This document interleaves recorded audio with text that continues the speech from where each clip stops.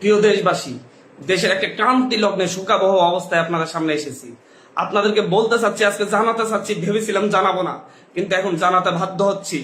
কারণ আপনারা জানেন, আপনাদেরকে বলতেছি, আজকে সকালবেলা মাহবুব যারা এমপি আমাদেরকে ফোন করে আমাদেরকে বলেন, মাননীয় প্রধানমন্ত্রী আপনাদের সাথে দেখা করতে চাই, গণভবন আসুন, আমাদের সাথে আলোচনা করুন, আপনাদের পরিবার সহ আসুন, বাবা মা সহ আসুন। আমরা প্রত্যাখ্যান করেছিলাম, বলেছি ওনার হাতে আমাদের ভাইদের রক্ত লেগে আছে, ওনাকে বলুন সেই হাত পরিষ্কার করতে, তারপর কেবল আমরা আসবো, তারপর আমরা তার সাথে কথা বলবো কিনা ভেবে দেখবো। আবারও বলতেছি, আজকে সকালবেলা তিনি আমাদেরকে প্রধানমন্ত্রী আমাদেরকে আহ্বান করেছিলেন ওনার সাথে আলোচনা করার জন্য গণভবনে যেতে। আমরা বলেছিলাম, আমি আমার জায়গা থেকে বলেছি যে উনি বলেছিলেন আমার বাবা মা সহ যেন যাই। আমি বলেছি যে হচ্ছে ওনার হাতে আমার ভাইদের রক্ত লেগে আছে, ওনাকে বলুন সেই রক্ত পরিষ্কার করতে, তারপর কেবল আমরা ভাববো ওনার সাথে দেখা করব কিনা। কিন্তু দুপুর না হতেই উনি সেই একই কাজ শুরু করেছেন, আবার আমাদের ভাইদেরকে হত্যা করেছেন, আবার আমাদের ভাইদের রক্ত জড়িয়েছেন। উত্তরায়, খুলনায়, হবিগঞ্জে, টাঙ্গাইলে, সিলেটে আমাদের ভাইদেরকে হত্যা করা হয়েছে। আজকে প্রায় 7-8 জন ভাইকে হত্যা করা হয়েছে, শিশুকে হত্যা করা হয়েছে সিলেটে। আবারও উনি রক্তের খেলায় মেতে উঠেছেন। একটা রক্তখাগ্য সরকার কিভাবে ক্ষমতায় থাকছে, কিভাবে থাকতেছে আমরা বুঝতে পারতেছি না। এই দেশের মানুষ রাস্তায় নামবে, খালি হাতে নামবে, উনি ডিরেক্ট গুলি করে মেরে ফেলবেন। বাচ্চা বাচ্চা ছেলেদেরকে মারতেছেন, পাতার খুলি উড়াইয়া দিচ্ছেন। এগুলো কোন ধরনের অফিসার ভাবে বাস করতেছে? এটা কোন ধরনের রাষ্ট্র? সভ্য রাষ্ট্র? এই রাষ্ট্রের মানুষজন কি মরে গেছে? আর আমরা কি আর বেঁচে থাকার অধিকার রাখি না? প্রতিটা মানুষ কি ওনার কাছে জিম্মি হয়ে আছে? যাকে ইচ্ছে তাকে হত্যা করবে, যাকে ইচ্ছে তাকে খুন করবে? এটা চলতে পারে না। এর বিরুদ্ধে আমাদেরকে ঐক্যবদ্ধ লড়াই করতে হবে। আমরা বৈষম্য বিরোধী ছাত্র আন্দোলনের পক্ষ থেকে স্পষ্ট ঘোষণা করতেছি, আগামী কালকে সারা দেশে প্রতিটা পাড়া মহল্লায় প্রতিটা জায়গায় বিক্ষোভ কর্মসূচি পালিত হবে।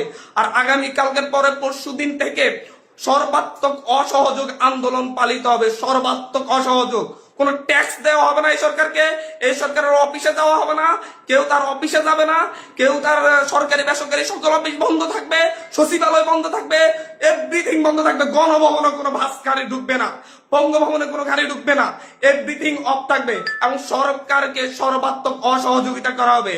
কেউ ট্যাক্স দিবেন না, প্রয়োজন বিদ্যুৎ বিল দেওয়া যাবে না, গ্যাস বিল দেওয়া যাবে না, প্রয়োজনে কাঠে রান্না করা হবে, প্রয়োজনে প্রত্যেকে প্রয়োজনে মোমবাতি জ্বালানো হবে।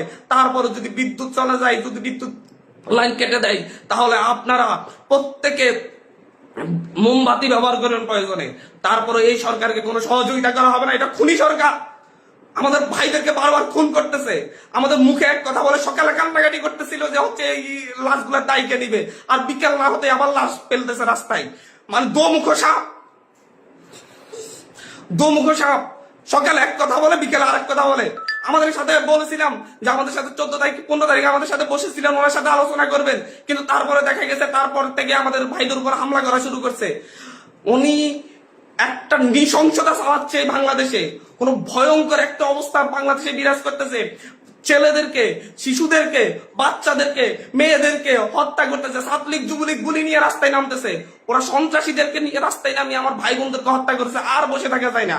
আমরা সারা দেশের ছাত্র, নাগরিক, অভিভাবক যে অবস্থানে আছেন, মা বোন, প্রত্যেককে বলবো আগামীকাল থেকে আপনারা প্রত্যেকে রাজপথে থাকবেন, প্রত্যেকে প্রতিটা বাড়ি থেকে রাজপথে থাকবেন। আপনারা কেউ ঘরে বসে থাকবেন না, এটা আপনাদের দায়বদ্ধতা। আপনাদেরকে বলতেছি, প্রতিটা লাশের রক্তের প্রতি আপনাদের দায়বদ্ধতা আছে, প্রতিটা শহীদের রক্তের প্রতি আপনাদের দায়বদ্ধতা আছে। আমি সারা দেশের প্রত্যেকটা নাগরিককে বলবো, আপনার যদি একটু লজ্জিত হন, আপনি যদি এই বিচার চান, আপনি যদি এদের বিরুদ্ধে দাঁড়াতে চান, আপনি ঘরে থাকতে পারেন না। আপনার প্রত্যেককে রাস্তায় নেমে আসতে হবে।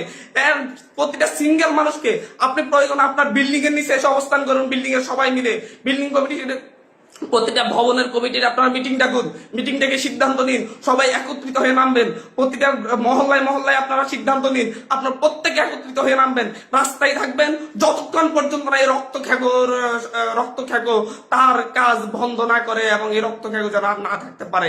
স্পষ্ট বার্তা।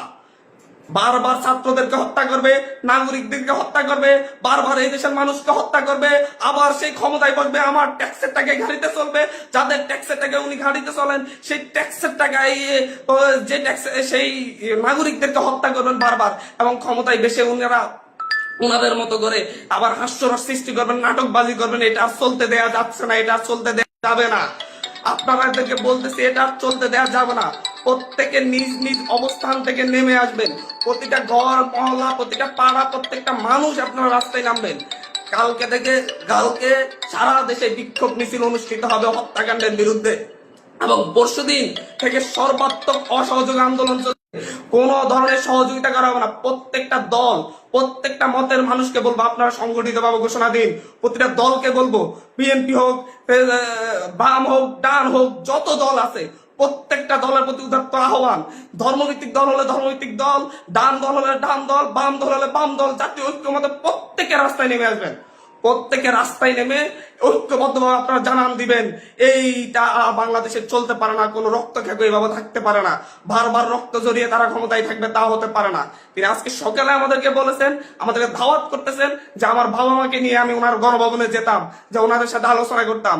জাস্ট একটা কথাই বলেছি, ওনার হাতে আমার ভাইদের রক্ত লেগে আছে, উনি ওই রক্তাক্ত হাত পরিষ্কার করুন, তারপর আমরা গণভবনে যাবো কিনা ভেবে দেখবো। কিন্তু তিনি তো রক্তাক্ত হাত পরিষ্কার করার সিদ্ধান্ত নেনই নেই, তিনি বরং আরো রক্ত জড়ানোর পথ বেছে নিয়েছেন। বাংলাদেশের পুলিশ বাহিনী, র্যাব বাহিনী, সেনাবাহিনীকে বলবো, আপনাদেরকে বলতেছি, আপনাদের ছেলে সন্তানরাও আন্দোলন করতেছে, আপনাদের ছেলে সন্তানরাও বিশ্ববিদ্যালয়ে পড়ে, স্কুলে পড়ে, কলেজে পড়ে, তাদেরকে হত্যা করা হচ্ছে।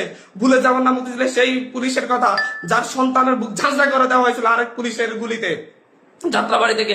সে প্রশ্ন করেছিল, স্যার একটা ছেলেকে মারতে কয়টা গুলি লাগে? সো আপনাদেরকে বলতেছি, আপনারা জনগণের পাশে দাঁড়ান। পুলিশ বাহিনীকে বলবো আর গুলি ছুটবেন না, দয়া করে আমরা আপনাদেরই সন্তান, আপনাদেরই ভাই, আপনাদেরই অনুজ, আপনারা আর গুলি ছুটবেন না, আপনারা বন্ধ করুন, আপনারা এই সরকারকে অসহযোগিতা করুন। আপনাদেরকে বলতেছি এই সরকারকে অসহযোগিতা করুন। র্যাব বাহিনীকে, পুলিশ বাহিনীকে, যত আইন শৃঙ্খলা বাহিনী আছে প্রত্যেককে বলুন, বলতেছি আপনারা আপনাদের ব্যারাকে ফিরে যান, আর কোনো ভাইদের হত্যা করবেন না। আমাদের আন্দোলন শান্তিপূর্ণ ছিল, শান্তিপূর্ণ থাকবে। প্রত্যেকটা নাগরিক প্রতিটা জায়গা থেকে তার নিজ নিজ অবস্থান থেকে সর্বোচ্চ সতর্কতা নিয়ে কালকে থেকে রাজপথে থাকবে, যতক্ষণ পর্যন্ত না এই রক্ত ঝরানোর স্বাদ না মিটে। প্রয়োজনে আমরা আরো রক্ত দিব, তারপরে আমরা এই ক্যাপ চাচ্ছি না। প্রিয় দেশবাসী, আপনাদেরকে বলবো ঐক্যবদ্ধভাবে রাজপথে নামুন, এবং কালকে বিক্ষোভ মিছিল পালিত হবে। পরশু দিন থেকে আমাদের সর্বাত্মক অসহযোগ আন্দোলন চলবে। ট্যাক্স দেওয়া হবে না, সরকারকে কোনো ধরনের সহযোগিতা করা হবে না। প্রত্যেকটা অফিস আদালত বন্ধ থাকবে, সচিবালয় থেকে শুরু করে একটা প্রাইমারি স্কুল পর্যন্ত সব বন্ধ থাকবে কালকে থেকে। এদেশের মানুষ তাদের ঐক্যবদ্ধ শক্তির প্রমাণ দিবে, এবং